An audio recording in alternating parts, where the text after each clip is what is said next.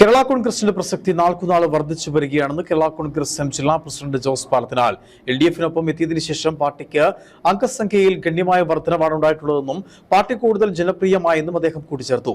എഴുകുംവയലിൽ party Nedumkandam മണ്ഡലം convention ഉദ്ഘാടനം ചെയ്ത് സംസാരിക്കുകയായിരുന്നു അദ്ദേഹം. പ്രസക്തി അത്രമാത്രം കഴിഞ്ഞ മുൻകാലങ്ങളെക്കാൾ വർദ്ധിച്ചിരിക്കുന്നു എന്നുള്ളതാണ്. ഇവിടെ ഇന്ന് നടക്കുന്ന ഈ കൺവെൻഷനിൽ നമ്മൾ പരിശോധിക്കുമ്പോൾ തന്നെ എത്രയോ പ്രൗഢഗംഭീരമാണ് ഈ മണ്ഡലം കൺവെൻഷൻ.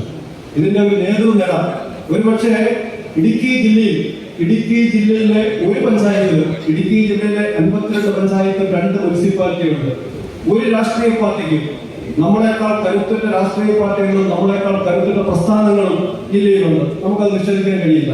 പക്ഷേ നെടുങ്കണ്ടം മണ്ഡലത്തെ സംബന്ധിച്ചിടത്തോളം നമ്മൾ പരിശോധിക്കുമ്പോൾ ഇടുക്കി ജില്ലയിൽ ഏറ്റവും കൂടുതൽ നേതൃനിരയുള്ള കേരള കോൺഗ്രസ് പാർട്ടിക്ക് ഉള്ളത്രയും നേതൃനിര ഇടുക്കി ജില്ലയിലെ മറ്റ് ഒരു മുനിസിപ്പാലിറ്റി ആകട്ടെ പഞ്ചായത്തുകളാകട്ടെ ഒരു സ്ഥലങ്ങളിലും മറ്റൊരു രാഷ്ട്രീയ പാർട്ടിക്കും ഇല്ല എന്ന് നമുക്ക് അടിവരയിട്ട് ഈ കൺവെൻഷനെ സാക്ഷി നിർത്തി പറയാൻ കഴിയും.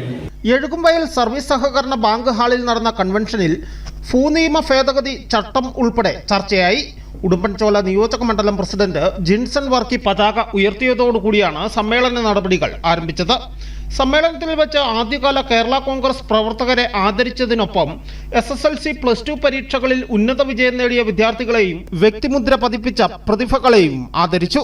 മണ്ഡലം പ്രസിഡന്റ് ഷാജി ഊരോത്തിന്റെ അധ്യക്ഷതയിൽ ചേർന്ന കൺവെൻഷനിൽ സാബു മണിമലക്കുന്നേൽ, രാരിച്ചൻ നീർണാകുന്നേൽ, പ്രീമി ലാലിച്ചൻ, ജോമോൻ പൊടിപ്പാറ, ജോസഫ് തോണക്കര, ജിൻസൺ പൗവത്ത്, സിജോ നടക്കൽ, ജോണി പുതിയപറമ്പിൽ തുടങ്ങിയവർ പ്രസംഗിച്ചു.